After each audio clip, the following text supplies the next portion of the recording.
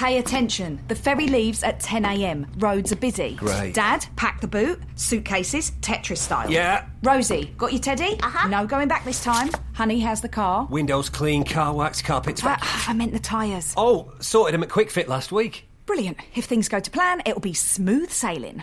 Planning the perfect getaway this summer? Make sure your tyres are up for the job. Book today at quickfit.com or your local centre. Quick Fit. Drive away happy every time.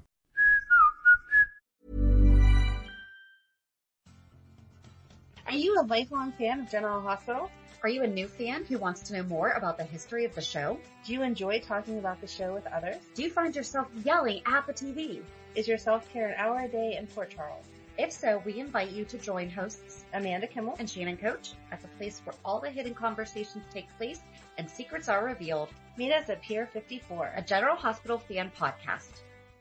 Hi!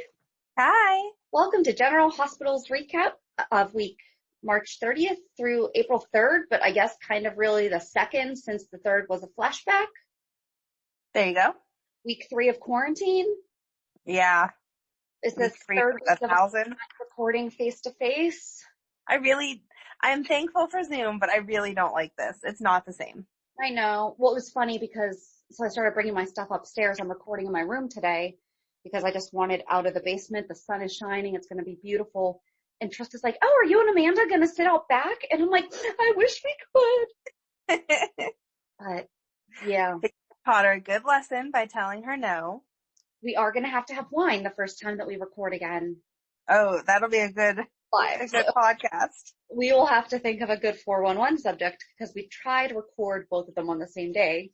There you go. Do we want to give speaking that I just mentioned 411, do we want to say who we're going to talk about this Thursday? We're talking about Xander Smith. Who's Cameron's dad? Yes. I think it's really appropriate because, I mean, he just started talking about him and he doesn't really he didn't know his dad. Right. And it also reminded me of something else as I was doing my research. There's a good chance we're going to have to do Emily soon. Oh, yeah. There's probably a lot of people, if they started in like the past 10 years. That's actually really funny because I was watching the stuff for the 411 on the like regular living room TV and my girls were like, what are you watching? And I was like, it's General Hospital. And they're like, no, it's not. Like no one on our TV was anyone that they recognized from the past couple years because they weren't even born then.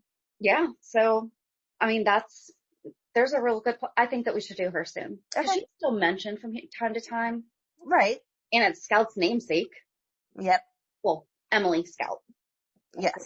Emily. Scout is from To Kill a Mockingbird. Right. Yeah, so that's what we'll be talking about on Thursday, Mr. Xander Smith. And gosh, was he gorgeous. I know. Those were some good episodes. I hope they can get that chemistry back between some of the actors because that was so good. I agree. Yes. So where do you want to start for this week? I guess start at the beginning, which would have been that Nell didn't sign that consent form and Carly locked her on the roof. But I felt like it was very anticlimactic. I really liked that Bobby was almost coming clean with Monica and Monica like stopped her and they just fist bumped and walked away. I was like, you guys might not get along all the time. I don't feel, they don't have like a real butting heads like she and Leslie did, but right. Do Monica and Bobby not get along? I think that they didn't like each other because of all the Carly Michael stuff back in the day. Maybe. Bobby was protecting Carly because that's her kid and Monica had to protect AJ. So, but never anything significant, right? No, nothing besides that. No, just the fact that they both wanted their grandkid, which makes sense. Right. And rightfully so. Yeah. Cool. Yeah. I like that Elizabeth still helped Nell. Yes. You know, that she did the right thing that you're supposed to do. And we've talked about it, you know, if we were in that position, even though you're supposed to do the thing. Sometimes it would be very difficult, especially for someone like Nell who has no redeeming traits right now. Yeah. I mean it though. I hope that she's able to see Wiley heal, even though they said that he's going to need additional in the future or whatever. I hope that she's able to see him heal and be okay so that maybe she can heal from her own. Right. I didn't go back and listen, But when Jax was talking with Nina, he mentioned that he is the reason why now. Did he mention it or did Carly mention it? Carly mentioned it. Okay. But Jax did not mention it to Nina. I don't think so. Because it's really Jax's fault that we have this whole issue. Mm-hmm. But if it didn't happen, we wouldn't have Jocelyn still. Absolutely. But he's not even the solution. No. He's not coming in like, you know what? Okay, I really did something here. I think he feels like he paid her dad. He's done, which isn't okay, but yeah, he did pay fair price for it, I guess. I don't know what fair market value for organs is, but I assume that he paid nicely because it's Jax and he has all kind of money. I'm sure he paid above black market. Black market kidney. Why don't you Google that and see how fast the cops show up at your house? Listen, it's the quarantine. I don't know how much they're on the black market. The same kidney could be worth over $160,000. The typical price paid to donors on the black market is thought to be about $5,000, but some donors receive as little as $1,000. Oh, wow. I thought they were worth about $557,000. I thought Nell's family said $50,000. And then this one says kidneys fetch about $262,000. Well, with inflation, I mean, that happened how many years ago? Right. I'm not going to get into that math. Not going to do it. All right. And now we know. So if this is our last episode. We should mark our podcast as educational, the things that we teach people. I don't think that I'm going to get in trouble for Googling that, especially where there's so much information on it. And apparently you're not the first one. There's articles. Oh my gosh. But yeah, I'm glad that Nell's okay, because even though she's a pain, I wouldn't want her to die just yet. And not in that way. But I thought that more was going to come of it. They were kind of just like, sit down and shut up now. And she did. Yeah. I do think that this is going to push her and Willow and Michael to get married, though. Oh, definitely. Definitely. Which makes me sad because, like you said, we've already done that storyline. It's dumb. It is. It's not realistic. It's not necessary. No, I don't know anyone who marries someone else for child custody. Like, I can't even imagine what situation that would make that much of a difference, especially for Michael, who's already established. Right. So, I mean, he's already well known in the public. So people already know, like, he's known to have a support system. It's not like he's there all by himself with no one to help. There's just plenty of people that are going to help him if he has custody. But not just that. I mean, he himself, even if he didn't have a nanny or two nannies, I don't know, does he have a nanny at the Quartermains and then he has a nanny at Sunny and Carly's, or do they just use Dawn as nanny too? Doesn't Leo have one at the Quartermains? So they probably have. Now it's economical. They're sharing nannies. Maybe. I don't know. You don't have to go very far to research that it's a fake relationship. Right. Very quickly.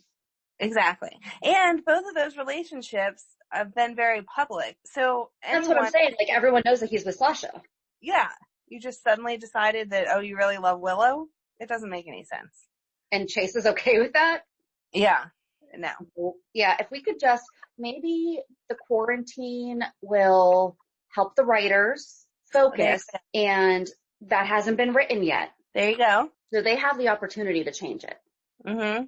Don't let us down. Right.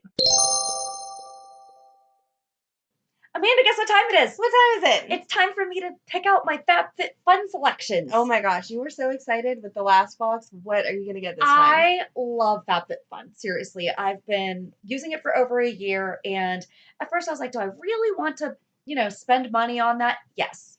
I know how excited you get you over were. $200 worth of products for only $49.99, and it's once a quarter. That's not bad at all. No, not at all. One of the items that I'm getting in my spring box is a light therapy anti-wrinkle light.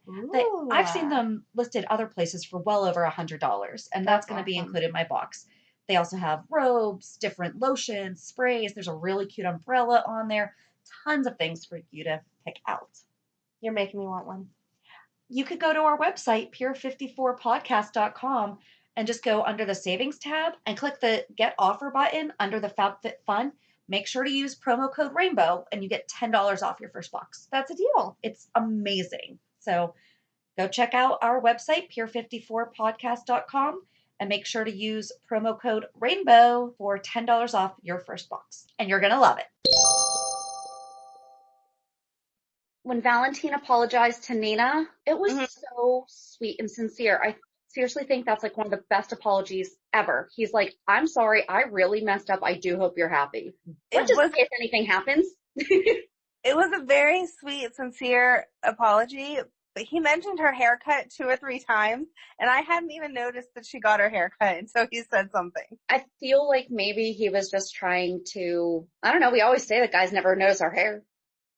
Right. I mean, good job. It was just funny because he did. He said it 2 or 3 times in the middle of the apology. And I was like, why are you going off on her haircut? And I didn't even notice that she got a haircut. Maybe it was his anchor to bring him back, like his center. Maybe. So when he felt himself going off, he was like, haircut. You know, don't let me cry, haircut. Haircut. All right, there you go. I'll accept that answer. And Mike doesn't want to do this anymore. I liked that they separated the Mike storyline by something else. Like they would show you a few minutes and then something else. So it didn't get too overwhelming because I didn't cry. And I thought for sure I was going to end up crying when they showed more Mike scenes. If they had done it in a row. Mm-hmm. I mean, and I feel like that's a very realistic portrayal that, you know, Felix said he just doesn't want to get hurt. Right. So I feel like that spark where he remembered exactly who Sonny was, exactly where he was, you know, he does not want to go back to Turning Woods and all that. That's that terminal lucidity. Yes. Where they rally before death or end of life rally refers to an unexpected return of mental clarity and memory or suddenly regained consciousness that occurs in a time shortly before death in patients suffering from severe psychiatric or neurological disorders. Yeah, they're playing it as real as they can, and that's awesome. It's just very sad. It is. I did like that he tried to fake knowing Brando so that he didn't hurt his feelings because it was very obvious. For a second, I was like, okay, so is that not Brando? That's what I was wondering. But it was just he didn't remember him. Yeah, it was cute the way he played it off, though. And his memories were way too vivid because I was like, okay, he didn't really get into deep detail. And then he wound up getting into deep detail about the memories of the horse track and everything. I was like, okay, you're Brando. How cute was he playing with making the necklace? Yes, with Avery. Oh my gosh, that was adorable. I love Rigatoni. It was like that one day they tried to show every kid and then we lost them again. Well, we're building up to remember who they are so that for Lila's kids. I hope that's true. I hope that's true. I love Lila's kids. Aiden's been missing for quite some time, as has Jake. Yep. Maybe they'll, wait, have we seen them? Because we didn't see them for Christmas because Lucky took Aiden for Christmas. Mm-hmm. I think the wedding reception might have been the last time that we saw all 3 boys together. Oh, wow. I think you're right, but wow, that's a long time. We saw Jake for Christmas, right? Yeah. Oh, I hope he's not getting aged. Oh, don't say that. Well, Scarlett didn't. Charlotte, who was played by Scarlett Fernandez. Right. Oh my gosh, on Instagram, there was a picture. She was Zooming with the other little kids. I saw that story. Yes, they were reading stories. That was so cute. I welled up when I saw that because I'm like, those kids realize that they need to stay connected too. And how sweet Scarlett to be like, hey, I can read to them over Zoom. I actually recommended it to a friend of mine whose daughter's in pre-K, and she's like, she misses her friends. I was like, you know what? I was like, maybe you can talk to the teacher and see if the teacher can Zoom with the kids and maybe just read a story, you know, what's or something, just so they stay connected somehow. Right. But that was really sweet. I forgot that I had left my notebook downstairs, and so I did have some notes on my phone. But other than that, I really didn't. I had a page of notes total. There wasn't. It's like they're developing storyline again because you got enough to be interested, but then they kind of pulled back on everything. So I just had the fact that Molly went to Sam to whine about TJ, and then I can't believe that Jordan was so mean to Molly. And I know she needed to make her point, but that was cutthroat. So I know that I'm sorry, that was way too real. That was way too good of an acting. I think that was her mama bear coming out, that said all the things that she probably thought. And I mean, and it's not necessarily her true. It's, you hurt my son. Right. You know, but she went overboard. But she was partially right where she called her an entitled brat. Yes. I didn't disagree with what she was saying, just she went from 0 to 60. There was some that, I mean, TJ doesn't want to talk to you and stuff like that. But she had to say what she had to say, you know. Yes. And then I thought it was funny that Jason basically said the exact same thing to Sam, just not in that same nasty tone of, grow up, you need to be here for our kids. We can't risk you going back to jail. Right. Why is that such a hard concept for her? I don't know. Maybe it's because Alexis raised all three of them. They all have that same entitlement. Oh, Alexis. Mm-hmm. And Julian, throwing Neil up against the wall. Yeah. Their relationship is very complicated. Alexis and Julian. Yes. But she can't have it both ways either. She called him and confided in him as a friend, and he was trying to protect her. Maybe there's some jealousy as an ex-boyfriend, but I think he had a good intention. But the thing is that when she told him that she slept with someone, or however she worded it, because she didn't tell him who and she didn't tell him exactly what, she didn't say I was assaulted. She didn't say I was taken advantage of. Right. She basically said that she made the choice to do it. Yes, she did. So for him to go from, there was a lot of 0 to 60 this week.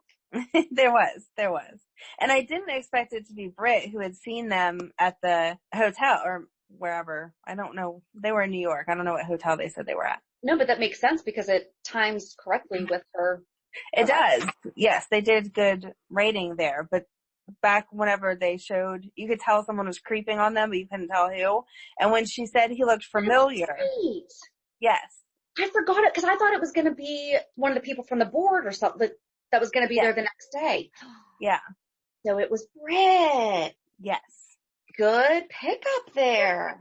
Well, she said she saw them when she was telling Julian about it. She said she was going to say hi to Alexis. I just hadn't thought about the fact that we saw somebody creeping on them. Oh, okay. Yeah. So I wasn't expecting it to be her, and I was expecting it to be more when she saw Neil at the hospital and said, "You look really familiar." I was expecting that to go into a different storyline that we didn't know anything about yet. I did too. I thought it was going to be something more Dawn of Day background or whatever cult it was that his family daughter had been a part of. Right. Not, Britt was not in a cult, but perhaps she was a doctor that saw them or something. Yeah. Or was aware of it from her time in prison. Right. So I was surprised how that wrapped together so easily. It made sense. I just wasn't expecting it to all go that way. Yeah. And then Jordan throwing her team under the bus. Uh-huh. Taggart is so alive. I know. That was so him on the burner.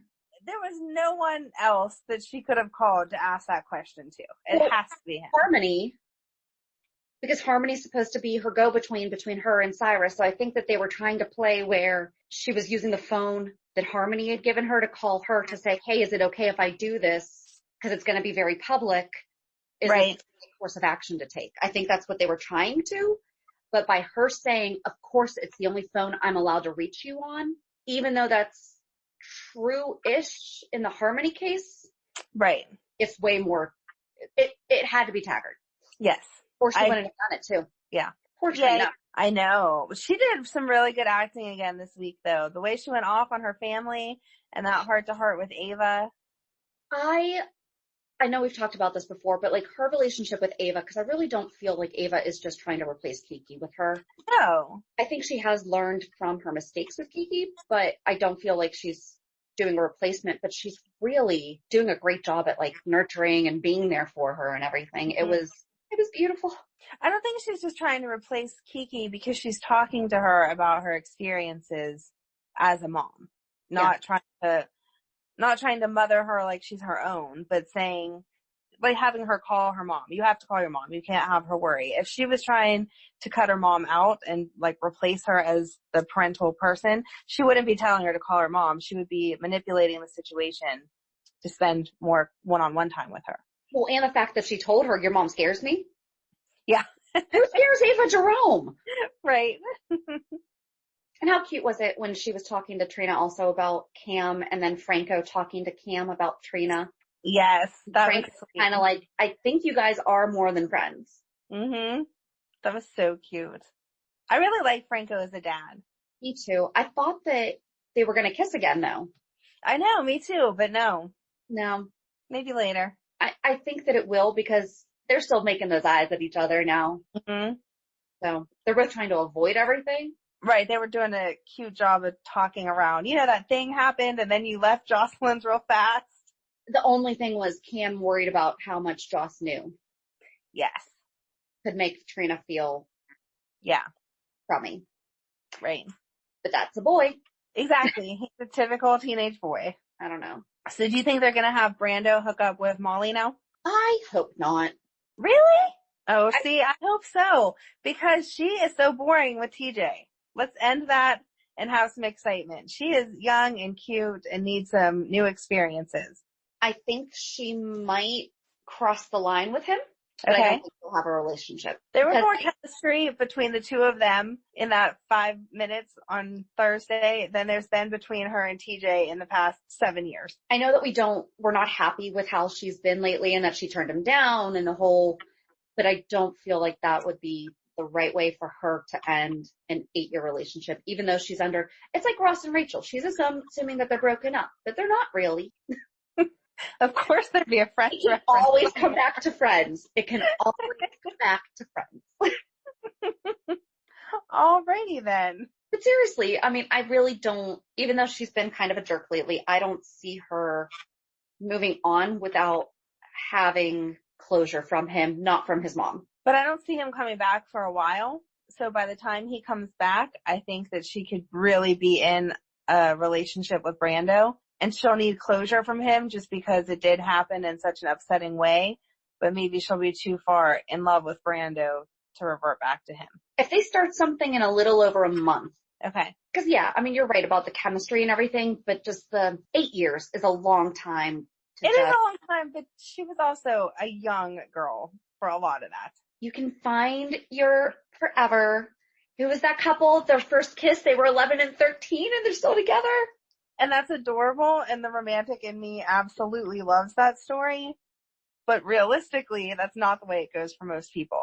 Or most people at least break up. Maybe she needs to be with Brando. TJ needs to come back. They need to be apart for a little while, and then they can find their way back to each other. Okay. It would be nice to have one couple that just lasts. Yeah, but that's not very soap opera or real life at this point either. No, but it's still nice. It would be nice. It would be nice. And then my other note as far as this week goes was just them sending Kevin to talk to Renault. That was stupid. Yeah, I didn't understand it, and it would never hold up in court. They could have at least paid off one of Kevin's psychiatrist friends to go interview with them. Like Neil? Exactly. He has a personal background to some less than savory things in his background that he does not want to continue. Right. With a personal experience with the cult. What is that called? It's not deprogramming or something like that. Okay, yeah. I imagine that he would have the same feelings towards drugs.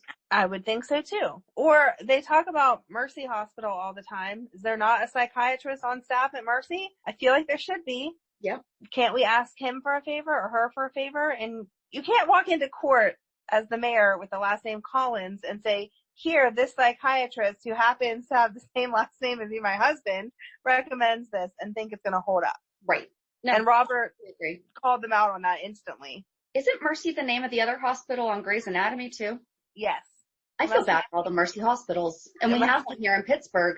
We do. And it doesn't get talked about as much as the other main ones. No, but it's part of the UPMC health network. It is, but this is not sponsored by UPMC. That would be a really good sponsorship, but no. And we'd have to get Highmark too, because they don't like each other, so they try to Coke and Pepsi it out. There you go. So I guess that's it from the first 4 days. Right.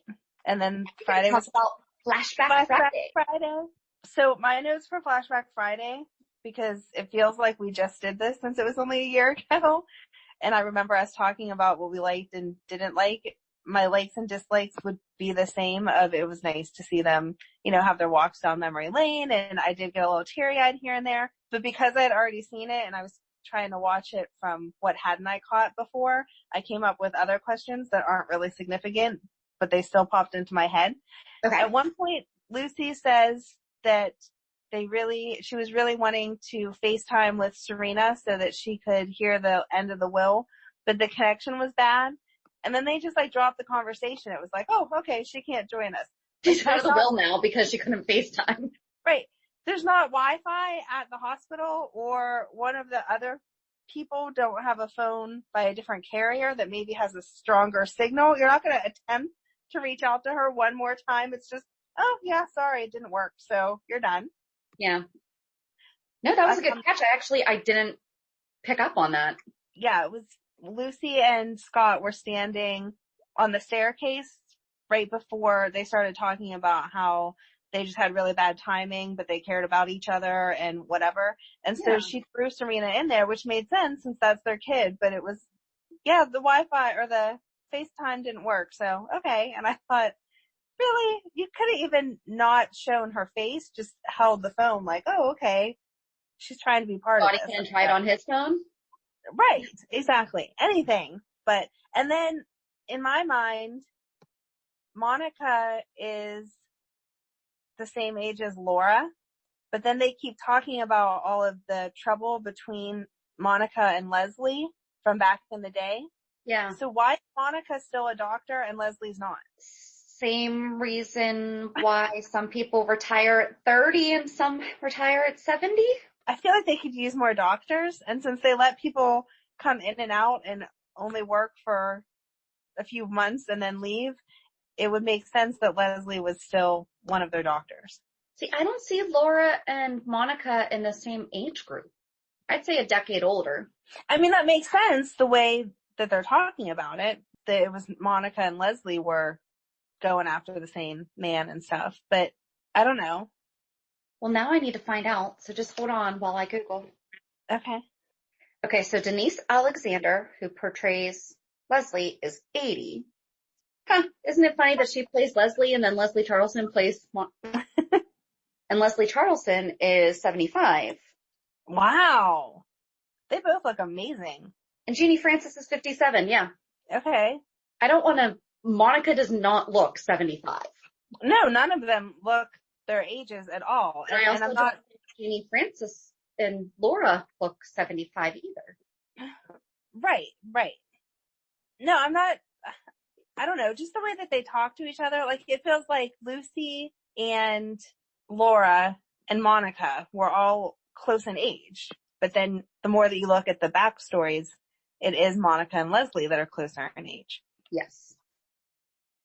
So, I don't know. They're in that age range. Because of Alan, because Monica and Alan and Lucy and Alan. Right. Okay. I think they're in that age range who is it? Like Sunny, you never actually know how old Sunny is supposed to be. It still feels like he was older than he was when he was younger, and now he's not as old as he should be. He's in his 50s though, I think. Okay. I think, because he was in his 20s when he came 25 years ago. Oh my gosh, it's been longer than 25 years now. It's been like 27. Yeah. I don't So know. Maybe people just don't age. I don't know. People just don't age in my mind because I don't age in my mind. Could that be it? That totally works. We are all 29. I don't know what anyone's talking about. Yeah, I didn't really write down any notes about the Flashback Friday. Like you said, we had just watched it. I loved that it was last year's anniversary episode, and I think that was perfect because of the impeachment setbacks. They may not have had time or the ability to actually because typically the anniversary episode is like the Christmas episode and the Thanksgiving episode. It doesn't follow storyline. It's its own little standalone pod. But we almost had a heart attack because it wasn't on Hulu as the Friday episode, where in the past, when they do show reruns, I think they do follow the sequential Yes. At least from what I remember, there's only been a few times that they've had to do it, and I've watched it on Hulu where it shows Friday's show was from the 90s, and it was shown as Friday's show, but it says from blah, blah, blah, blah, blah. Mm-hmm. Thank you to Melanie Joy on Instagram, who directed us to go back to season 57 and just look for episode 2.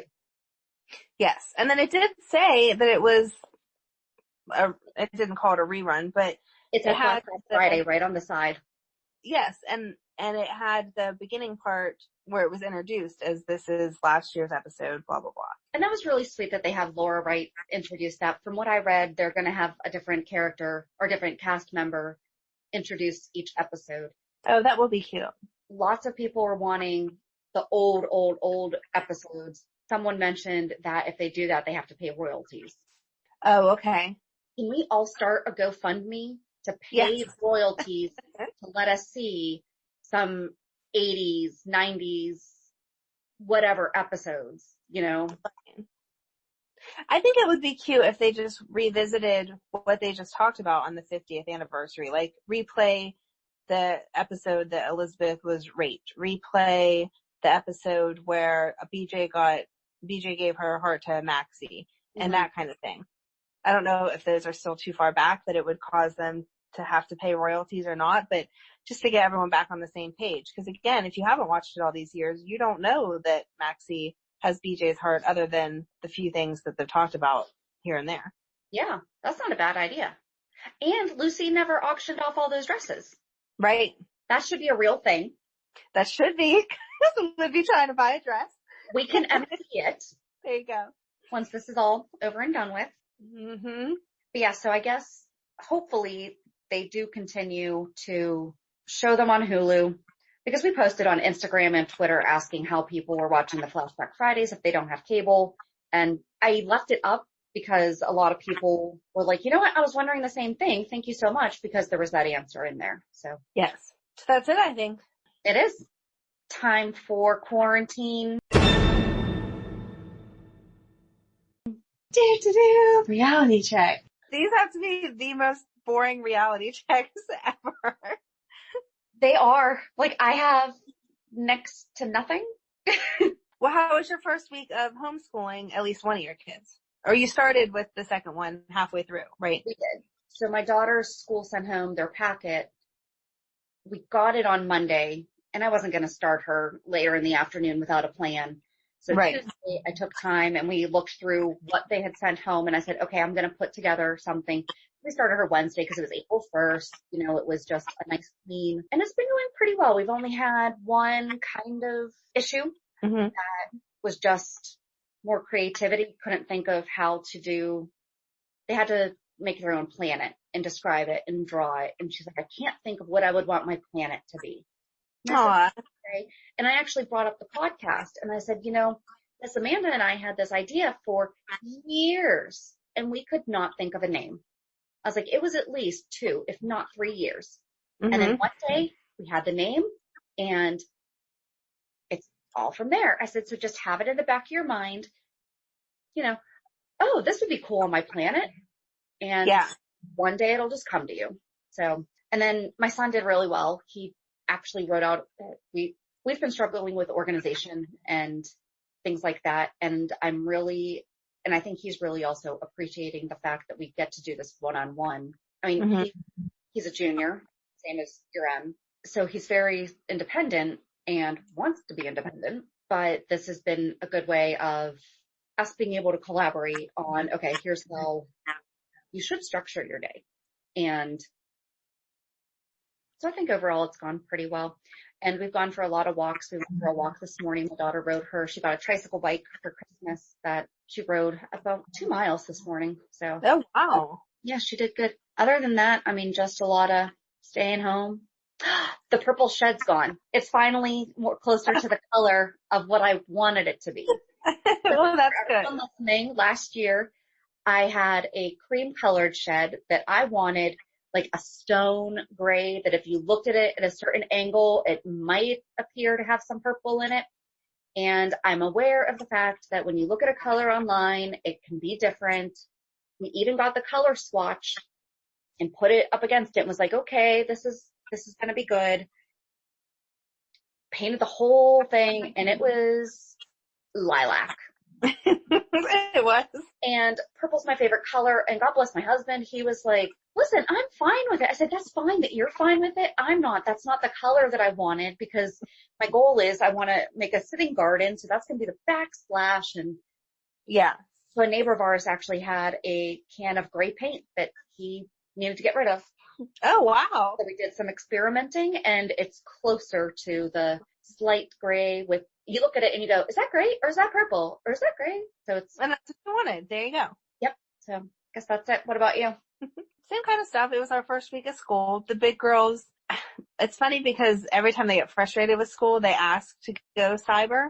And now that we're doing it, and I know this is nothing like real homeschool because they have a lot more work for real homeschool and they have a lot more opportunities to do other things. They're not locked in the house, but it just gave them enough of a taste of, okay, you would be home with me and you would have to still do your work, that by the end of the week, they were like, yeah, no, we don't ever want to talk about going cyber again. That's way too much independence for them. And they didn't like the fact, although it was good, that the teachers were closely monitoring what they were doing. I think Emily wanted a little more independence because some of her assignments were assigned Monday, but they weren't due until Friday. So for her, she would need to look at it again until she was ready to turn it in on Friday. But the teachers still wanted you going in every day because that's how they were collecting attendance. So I had a phone call at one point of, is Emily even working on this? And I was like, yeah, but it's not due till Friday. So she kind of was treating it more like a college class than they were ready for her to be doing. And Megan didn't have that much work. They were really the easiest on the middle school kids, it seemed like. Yeah. And that had me concerned because she was the first one done every day.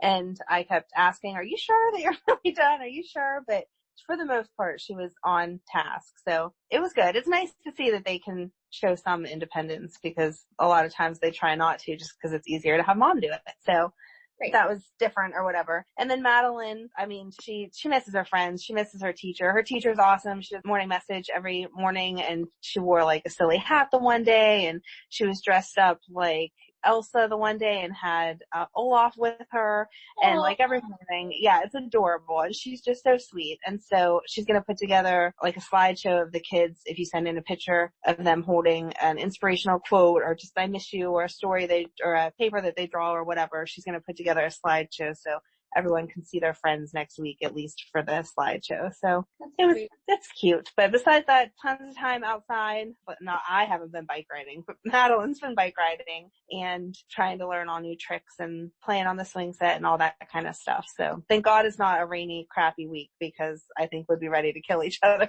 So yeah. Speaking of, well, not killing each other. My office did one of those. We all held up a sign at home and they took screenshots of it and put together a message for the community. Oh, nice. And we sent that out. That was nice because my office is kind of doing the same thing. We're meeting at least twice a week on Zoom, just, okay, here's the updates in the industry, blah, blah, blah, blah, blah, this, that, and the other thing. So, I mean, you have to stay connected. I'm thankful at least like we get this. This morning on my walk, one of my best friends lives like 2 streets over and she's out with her husband doing gardening. And I'm like, I can't even hug you. It's like right there and I can't even, and we're huggers. Like, yes. Yeah. You really don't hug. I'm not a big hugger, so I'm okay with that. Okay. But it's funny. You just don't realize how much the little bit of contact is a constant every day. I had my first Zoom call with my family this week, and my sister and I were on the phone for 6 hours. And I'm not exaggerating. It was honestly I know you're not. And my kids were like, what did you do? It was happy hour. We each had a drink and a snack.